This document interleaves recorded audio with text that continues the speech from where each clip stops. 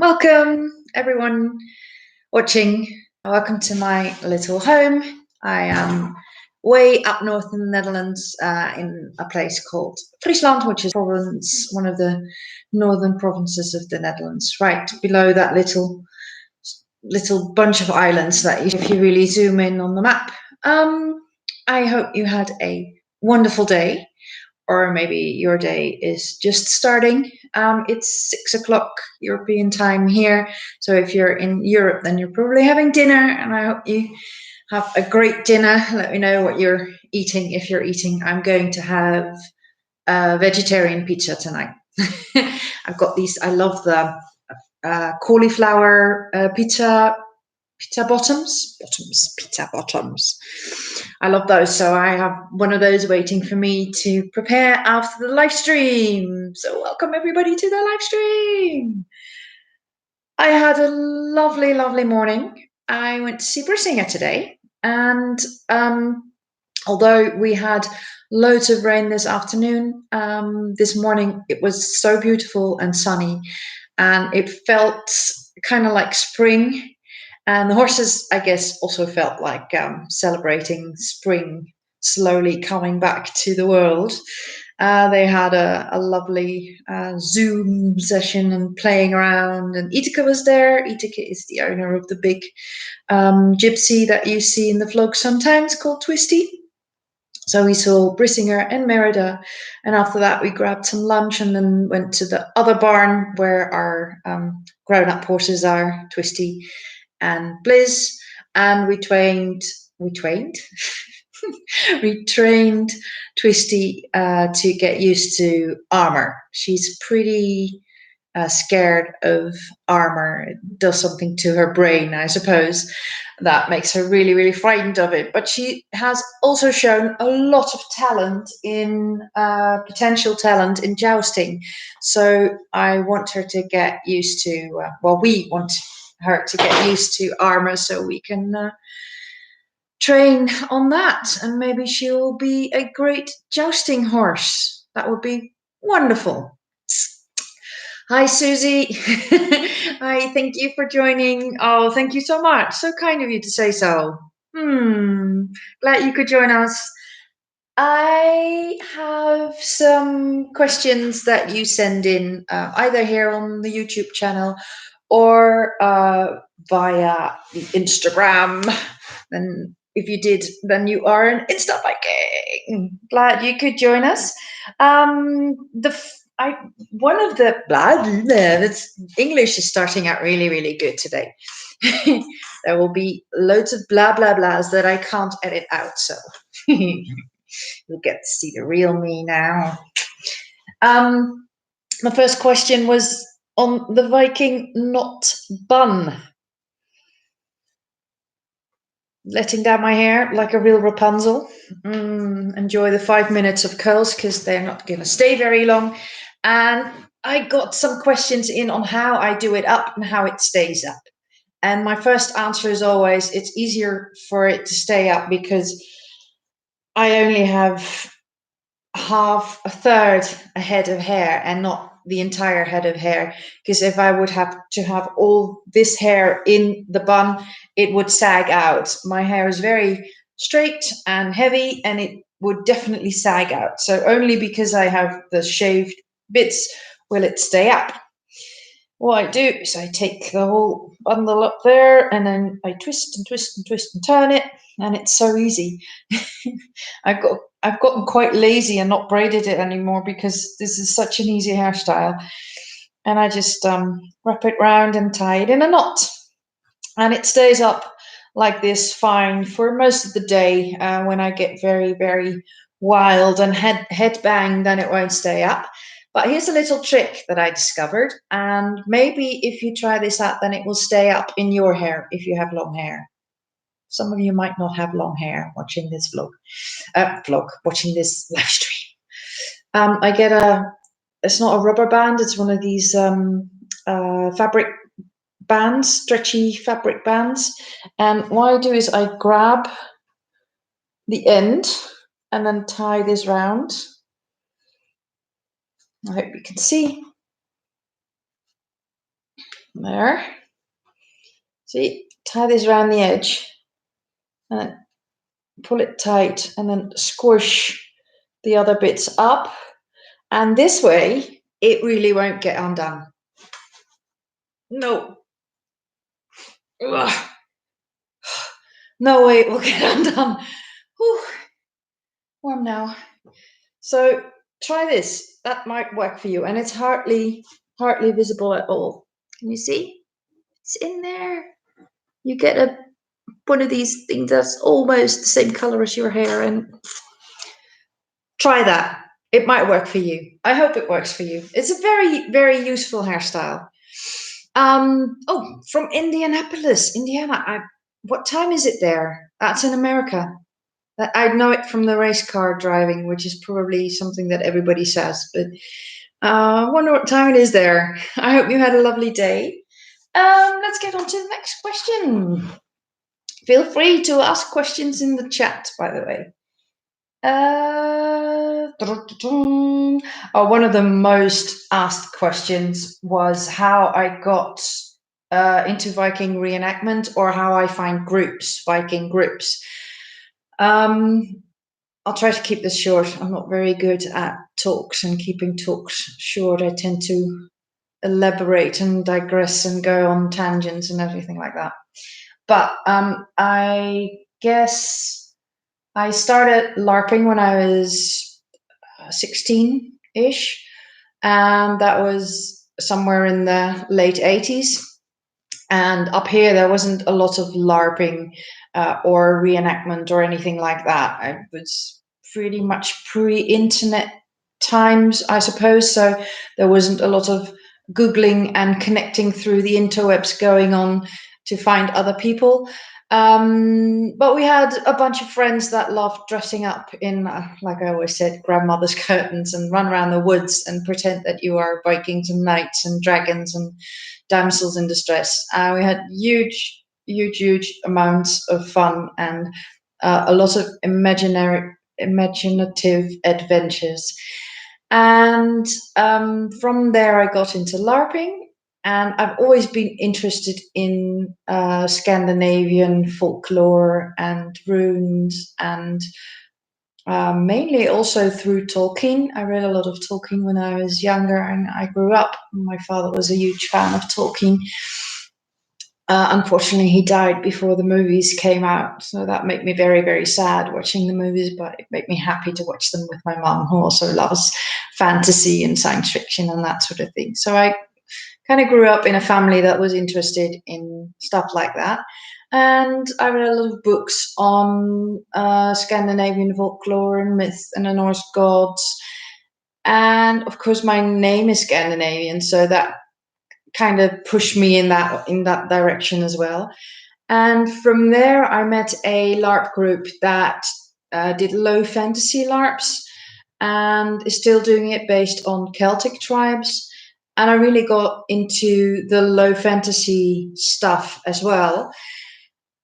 And it's not hard to play a Norse tribe or a Nordic tribe and then get into Viking stuff. By then, it was internet time, so that you could look up a lot more things on the internet, and more history and more examples of clothing and such. So you kind of roll into it. Oh, I have to say hi. Hi, Belladonna Baggins. Hi, living in Sweden. You are from the Netherlands. Do we know each other? I think I knew somebody somewhere way back when, but then Belladonna Baggins is kind of like a Tolkien name.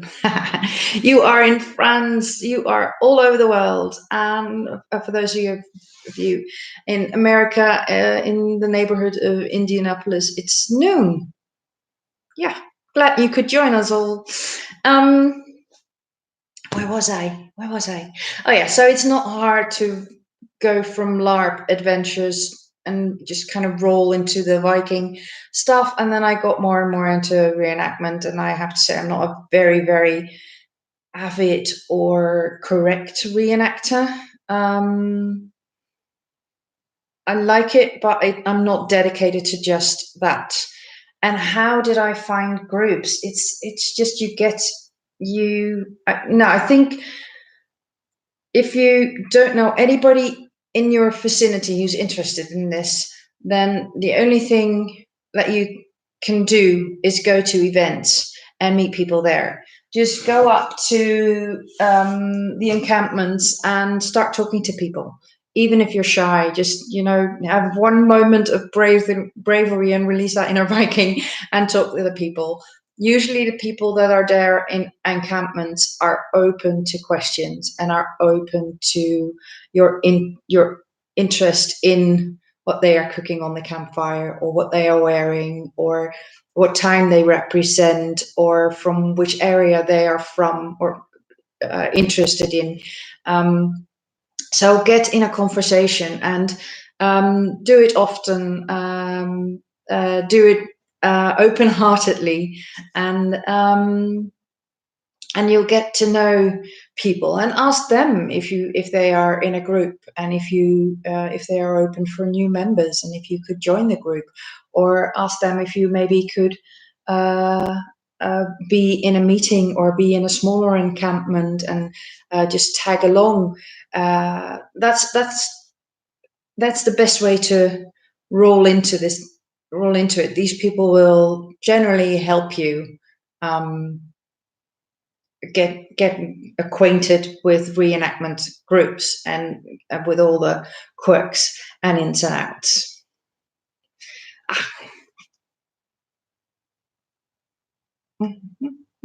Oh, thank you, Belladonna Bangins. Yes, I do think we have met each other then on at Doornenburg, because I was there a few years ago. That's true. Yeah, I'm glad you could join us. Where was I? Yeah, go to events, talk to people. What you could do is start your own group.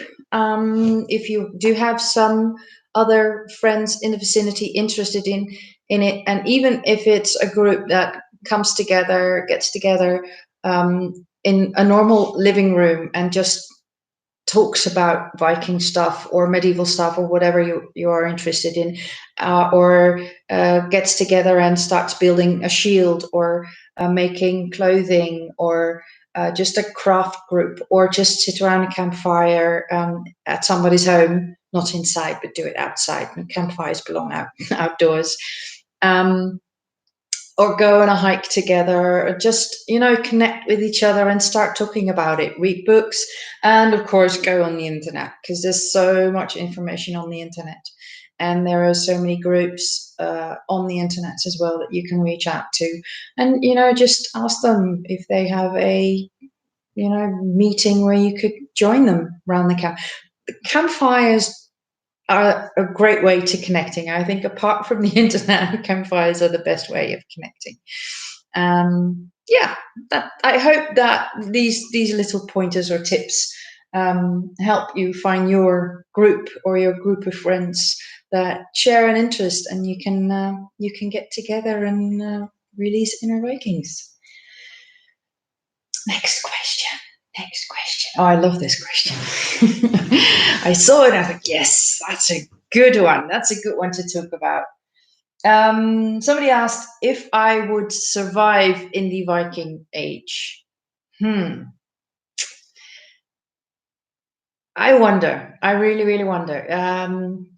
It's so hard to compare, because I grew up in this age and this time, and already between when I was a teenager and now, the world has changed so much, and it's hard to think back of the year 1000 or 700 and something. And I mean, just 700 and something and 1000, there's 250 years between that. 250 years. That's 5 lifetimes. No, that's not. That's 3 lifetimes. Let's go for 3 lifetimes. So the world was incredibly different, and if I would have grown up here where I am, it would have been swamp, and the people would generally be farmers and hunters and gatherers, and I'll probably be a small village and with a bigger city upstream, where we could go and trade our things and make a living and survive. About that, I think in those times it was a lot more about surviving, just getting through every day and making sure you have shelter and you have a meal and you have fresh water. That was and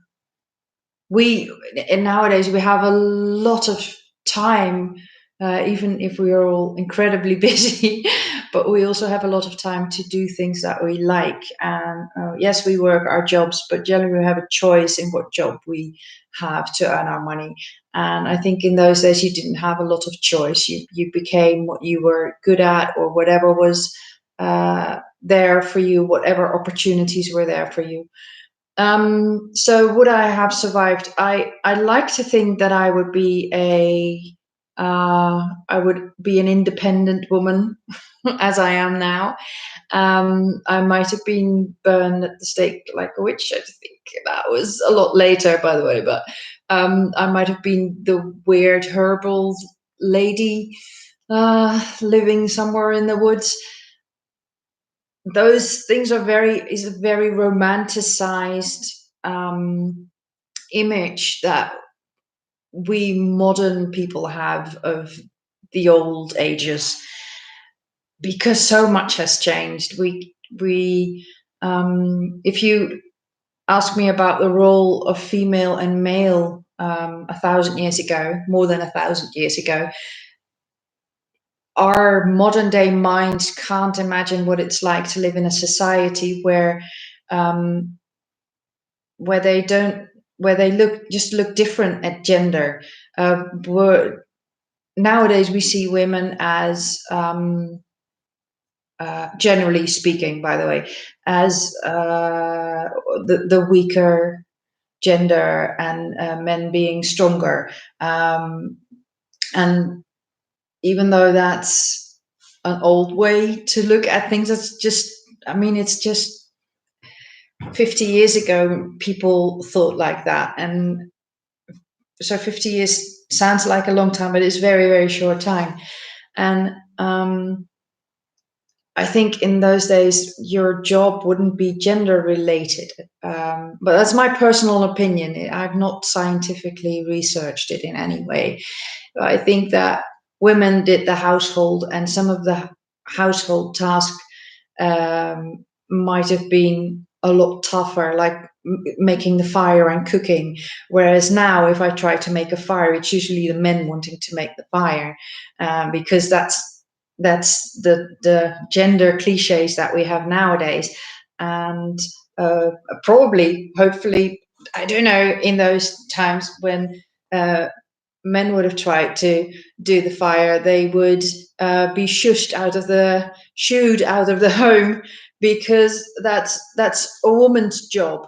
So the way we look to men's jobs and women's jobs nowadays is very different than they would have looked at men's jobs and women's jobs in those days.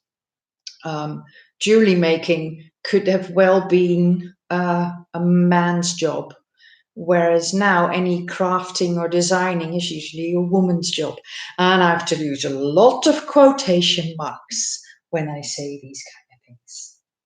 Yeah, it's very, very hard to imagine yourself living in a time that is, and in a world, not just a time, but in a world that is so utterly and completely different that it is now. So I just try to enjoy 2020, the time we are living in now, with Vikings the series, which felted sheepskin rugs, with all kinds of world problems that they couldn't have imagined in 700 something, and with the internet and an easy way to connect with people worldwide who might be like-minded. Let me just get you a little bit closer so I can see the questions in the chat, or the remarks in the chat, the comments. Viking of old, did they ride the bigger horses or the smaller horses? Don't know what the small ones are called. Might be called ponies. Think ponies. I got a question the other day asking, whoops, is my mouse doing anything? Yeah. I got a question the other day whether BLIZZ is a horse or a pony, and my answer was simply that if you look at his size, he's pony sized, so he's a pony. But if you look at the breed, then he's a horse breed, because somebody decided that a gypsy is a horse breed. I don't really mind, and he doesn't really mind as long as he gets a carrot and a cuddle. So did they ride the bigger horses or the smaller horses? Another one of my favorite questions. The smaller ones. If you look at the skeletons, so this is not, this is scientifically confirmed that the skeletons they found were of much smaller horses in general. Even the medieval horses were a lot smaller, simply because nowadays when we have our grasses are very cultivated, and the land is very cultivated, and we have an easy way to maintain acres and acres of land and just have rich grasses on it, and have 25 horses on it, and there would be enough nutrition in the grass all summer. And in the old days, they just like the humans had a much more rugged life, so they couldn't grow as tall as they are nowadays, and sustain a body that is 1 meter 80 tall. Also, there are some breeds like the Dutch warm blood breed that has been bred that tall, and that and the way they move, and the way their system works. So there's a lot of, well, not evolution, but human evolution involved in that. So my guess would be that they, not even guess, I'm pretty sure they would ride ponies, and that made the decision for me also a lot easier when I wanted to do reenactment or shows with BLIZZ.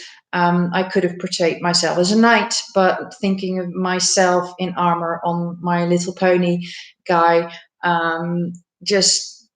the image didn't click with me. Whereas Viking with the shield on my back on that little tough rugged pony was an image that to our modern eyes is just much more comprehensible. So it was a logical choice for me to go into that direction. And also, if we look at films, we see a lot of people riding horses because they were a means of transportation. I don't think that the Vikings, not the Norse people, the Norsemen or the Scandinavian people or the tribes that would live in a certain area, they might have had horses for transportation and use them a lot, either pulling carts and wagons or riding them physically from A to B. But I think that the people that actually went out on a Viking raid didn't bring their horses on the boat. That, for me, I find it very hard to imagine horses being willing to stand on a boat for weeks and be calm and cool in all kinds of weather, with people mulling about and traveling overseas. I just can't imagine how that would work out. And also, the amount of water and hay you would have to take on a journey like that is just mind-blowing. I mean, if you see what a horse eats in a day or a week, I just don't see how they could have supported horses on a boat. So my guess is that they would just go on foot, and perhaps if you were a very strong rider, you would steal a horse, because you were going on a Viking raid anyway. So hey, why not steal a horse and use that as a means of transportation? But I think they mainly did everything on foot or by boat. So seeing a Viking, as in the Viking raider, the people that would the Scandinavian Norwegian tribe people that would go on a raid, go Viking, I think they didn't ride horses as much as we would think, or that the series make us believe, make us think. Yeah. I'm just reading the comments again. If I look weird, it's because I'm reading the comments. Yeah. I think you would have been an artist and made shields and weapons. I'd love to think that I would at least do something artistic in those days. I mean, you, as a person in those times, you would have been a lot more crafty and make everything yourself. So it's closer to nowadays. If you're an artist or a crafter or yeah, it is a luxury to be that, because usually we have desk jobs or manual jobs or stuff like that. But in those days, it was essential. If you can't make it yourself, then you'd have to buy everything, and the people who'd have to buy everything would have been incredibly rich to do so. If your roof had a leak, then you would have to repair it. If you probably would have built your own house, or build it with a group of people, built your own house together, and you would know how to sharpen your own tools and your own knives, if not known how to create them. So you would know how to cook, you would know how to make bread, you would know how to brew beer, and these are all things that I don't know how to do, and I would have to do a lot of trial and error to get at least useful in it. But in those days, that would have been your normal education, where we go to school and we learn to read and write. There you would simply know how to take care of yourself and make sure that you have food and stuff on the table. Oh, I wonder if we. Oh, I think if you would just pick me up as I am now and dump me in 700 and something BC, I would. First of all, I would really, really enjoy it, and then I would be very totally terrified, and then I would probably try to survive, and then I would probably die pretty soon. Yeah, simply because I wouldn't know what to do. That's the honest answer. That might not be the answer we all like, but that's the honest answer. If you see things flashing in front of the window, that's the street up there, because everybody's going home at the moment. Yeah.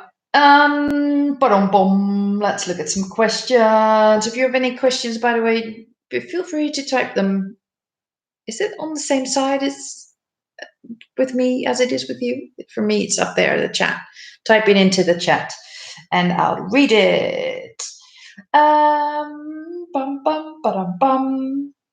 Oh, let's do a horsey question. Yeah, we've had a lot of Viking talk, so now it's time for a horsey question, and I have to readjust my sitting, otherwise my back will give out. Also, in Viking times, I would have been pretty ancient by now, I guess. I got a question in about the best workout for your horse to preserve body and back. Well, first of all, sorry for that noise. That's my table making a squeaky noise. First of all, get a horse. That sounds very clinical, but the build of a horse is very important on how your horse will develop and what exercises you could do. So you always have to take that in consideration, that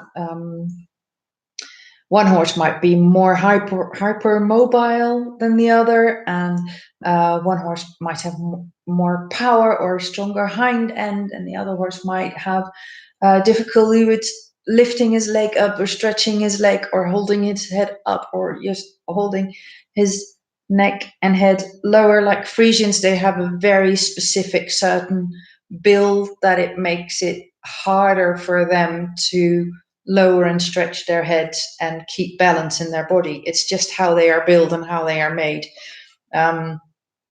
Same thing if you would ask a bodybuilder to be a ballerina. It would be very, very hard for them, and vice versa, though ballerinas are incredibly strong and bodybuilders might be very, very limber. It is just a complete different build, so you have to take that in consideration. And then an exercise that recently I've picked up again with Twisty, and I did in the lesson I did with Jackie the other day,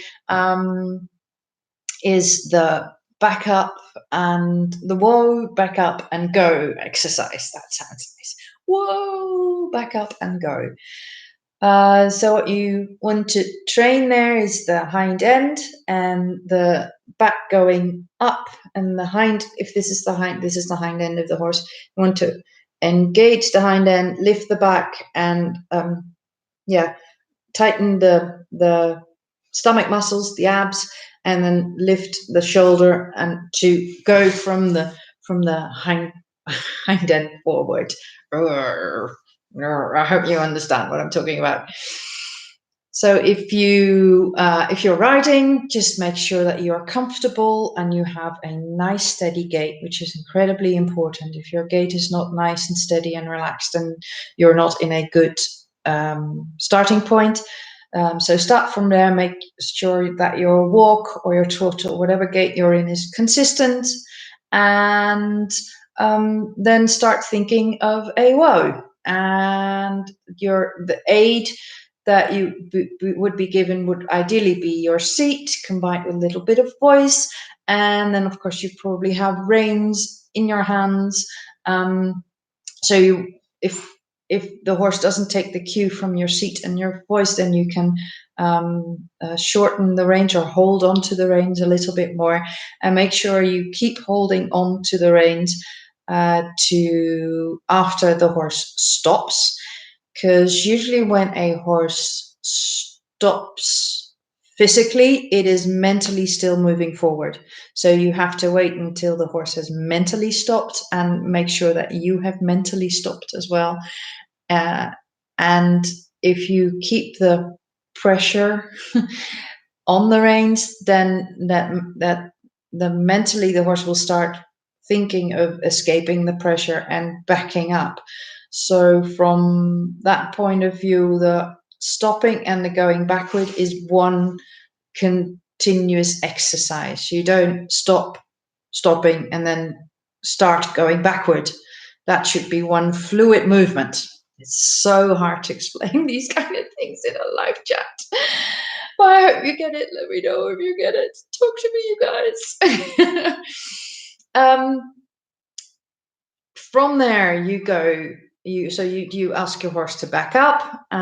Make sure also that is relaxed and at a certain tempo, so that the gait, which is a walk, but it's a diagonal walk, so you get the lateral front and hind moving together. So you get, let's see if I can, that's the horse. So what you, hang on, that is hard to do. What you get is this backing up like that.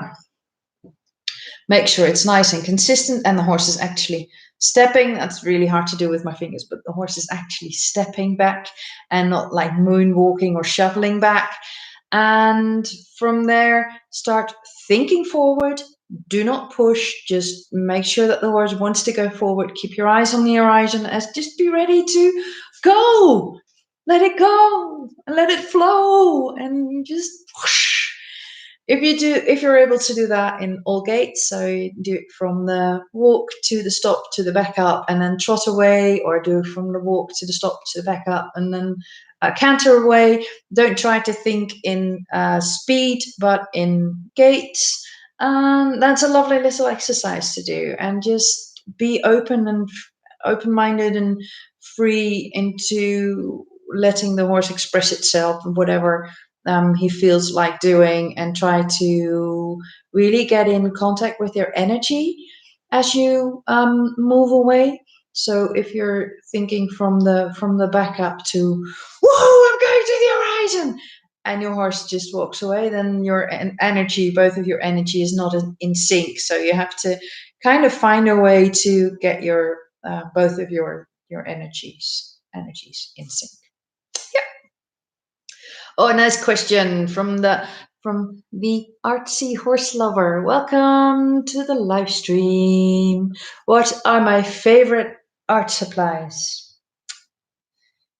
I've watched a lot of vlogs on other artists, and I learned a lot about art supplies that even if it might be stuff that I didn't know or by accident I would already have and love. But it happens my art supplies are right around the corner here, so get my water out of the way. Get my art supply. No, there we go. This is something I found and love to bits, which is it looks like a pencil, but it's actually a rubber. So it's an eraser pencil and you can erase very detailed. Love that. I love the Palomino Black Wing pencil, which is nice and soft and it looks cool too. And if we're talking about pencils, then this is something that I can't do without. To get it out of its little casket, which is my kneaded eraser. And I love it because it doesn't leave all the little bits on the paper that you then have to wipe away. So this is really nice. And it's also very stress relieving to play around with. Yep, my kneaded eraser lives in this little lovely box that I once got. Show it to you. Lacquer box with them, well, medieval or Viking type lady on it. Yeah, so those are the basics that I really like. I recently got myself this the sketchbook, which I painted the cover of, and it's a Sea White of Brighton. That's the brand, Sea White of Brighton. It's a square sketchbook because I couldn't get the ELO sketchbooks here in Europe, not without paying a ridiculous amount of money. So I got this one, which is square and has nice thick paper, and it's holding up really good. I have to listen to the paper. I've done some I've done pencil sketches in it, so pencil does very well. I've done some what is this actually? Pen and watercolor in there as well. Oh, you've probably seen these guys. These are colored in with watercolor as well. So it takes all mediums quite nicely, but it doesn't really excel in any of the mediums. So this is the watercolor, and it does a decent job, but it's not wonderful, and it's not wonderful on colored pencil either, and it's not wonderful on watercolor. So that makes it the perfect all-purpose sketchbook for me. I like this one. I like the square format, probably because of Instagram. It's easier to post, and yeah, it's a nice format. I like it. Then what other art supplies? Oh, bye Ria. Somebody's leaving. I'm probably too late, but bye Ria. Thank you for joining us. My brand of color pencils for now are the Faber-Castell ones. Faber-Castell Polychromos. And I recently saw somebody who's very enthusiastic about the Carandache Luminosos. So I want to get my hands on one of those and try them out and see the difference. And then a good bunch of pencils, or pens that are very, very useful are the Signo Uniball. I can't see it due to the lighting, sorry. Signo Uniball white gel roller. This is the best one I've had so far. I love this white gel pen, rollerball gel pen. And then for my inking and black lines, I've got a Micron pen, which is fine. It's really, really nice. It's watercolor, but it's waterproof pretty much immediately. So if you ink your drawing and then rub it out with the needed eraser, that would be, and then you can ink it straight away. It doesn't smudge. It's waterproof. You can just go straight on with watercolor, so that's not a problem. I don't find them very comfortable to hold. These nibby bits are just very, because I hold the pen, wow, it's so hard to see. I hold them like this, so they're pretty much to the edge, and that's a pretty uncomfortable edge to hold. So I'm not really happy with the way it feels. And then I got into the Unipin pens, which are available in sepia and gray. And I love those colors for inking because it's not straight black. So that's really nice. And they are a little bit more comfortable to hold because they have a little tiny, whoops, where are you? Little tiny slope on the edge instead of the straight edge. So they're a little bit more comfortable to hold. And I love the colors in these. So these are my preferred ones now. That will pretty much get you started if you draw and ink your drawings. That's I think the biggest tip that I can give on artist materials is try out all your materials on different papers, because it makes a huge difference. For example, I'm doing this one at the moment, and I'm not sure if I'm very keen on it, but I'm just going to keep going. And the pencil on this one, you probably find it very hard to see on my laptop camera, but I'm not very excited about the way the pencil looks on this paper. And I have this little scrap paper to swatch on, and the pencil looks awesome on this paper. So next time I have to use this paper instead of this paper, because this is just, it takes the pigment a lot better. So whatever materials you get, make sure you try it out on different papers. Yeah, that's about it. Dina is here from Denmark. Hi, you just came home from the horses. Yes, it is raining again. We had a lot of wind and a lot of rain, but it was beautiful this morning, and I hope it was lovely wherever you are as well. Itka and I were at the barn, and we were lucky to have an indoor arena, even though the big horses are in the indoor arena at the moment, because it's so muddy and wet outside. They have to go inside, and we couldn't ride, but we did some training with the armor, and we're making progress on that. Susie, good question. Do I do calligraphy? I used to do calligraphy, but and I'm talking back to my in between tweenager. Is that I call it tweenager? Between my teens and 20s, I did some calligraphy. I found it very hard. Very hard. I'm much more into hand lettering now because it's freer, I suppose, but the 45-degree angle and holding it 45 degrees is just mind-boggling. And even with brush pens, I get confused sometimes and use it the wrong way around. Oh, Tina, you took a long walk with your mare in the sunshine and the snow. You're making me jealous. Oh my god. We had some sunshine yesterday as well. I was in the office most of the day working, so that was a bit meh. Well, I'd love to have some snow. I'd love to have some. I don't think it's going to happen because spring has pretty much started here, with the buds blooming and the temperatures being a lot higher than they should be. Yeah. Oh, you saw some more work. Is that in the Paardverzameld gallery? Very curious. Very curious. I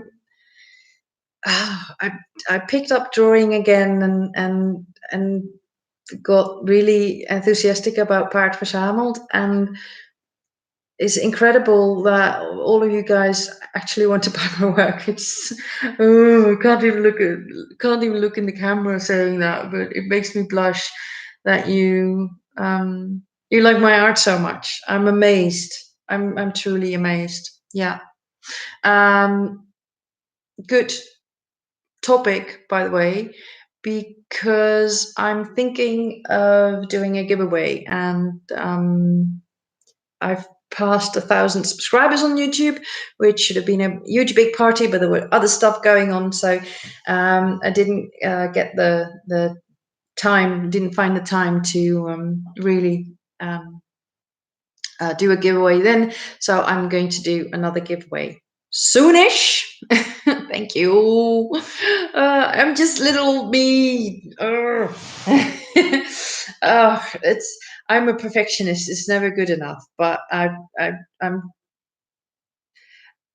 wanted to say I've taught myself to be content with the process and enjoy the process and enjoy doing it without it always having to be perfect. But I'm still working on that. I'm working on just, being content with whatever it is. Where was I? I can't remember. Oh yeah, I was going to do a giveaway. So I'm thinking of doing a giveaway and having one of the prizes be an artwork. So yeah, excited about that. Give me some time to arrange it all. I've been really, really lazy making vlogs and editing vlogs. Even though I want to, it's been incredibly busy at work, and last couple of weeks I just gotten home and all I could do was Netflix and zone out, or Instagram and zone out, or sometimes both at the same time. And I think that to be in whatever artistic vibe, whether it's drawing or editing or vlogging, making videos, it has to come from a joy to do that. And I was very happy to see all the comments on YouTube here, that you all say from you do what you do what you feel like, and you do it with happiness instead of forcing yourself to make vlogs. I have one waiting where I trained Twisty, which I'd love to edit, but it's going to be a big one to edit. And next week I'm going to be with Paard Verzameld to see Whistlejacket in The Hague, and I'll try to vlog there as well. So that will be an interesting vlog to make as well. I have some other questions, but I think we've had a nice long chat. It's been almost 15 minutes now, so I think it's time to end this live stream. And well done you all for sticking here for the entire almost hour. I need a sip of water. I wish this was two-way chat so I could see you as well. Would have been lovely, so we could just talk one-on-one. I haven't figured out how that possibly could work. I'm not very digital savvy. I'm glad I managed to get the live stream going. Yeah, nothing much to say really. I hope you enjoyed it. Thank you for joining me. Thank you for sticking around for 50 minutes, almost 50 minutes or so. I'm going to have a lovely evening. I'm going to do some more drawing, maybe watch a little bit of Netflix, and I'm going to have a nice day tomorrow as well, I hope. Doing yoga, going to the museum probably one more time, to the Viking exhibition before it's gone, and meeting up with somebody there. Probably have a nice lovely Sunday before the hectic work week starts again. Thank you for joining me. That's all I can say. Happy to see you all here. I hope to see you next time. Stick around for more vlogs and for more videos. Join me on Instagram. I could do the whole commercial thing here, but I think the most important thing that I want to say it with me. Whatever you do, do it with a smile. And don't forget to release your inner Viking! Ah! I love doing that. It's nicer if you have 20 Vikings in the background doing it with you. Trust me. Thank you all. Big kiss from me and from my lovely horses. And see you next time. Bye. where's my mousy thing? Oh, I can never do this without doing blooper endings. Okay, that's really it. This is the true end. Bye.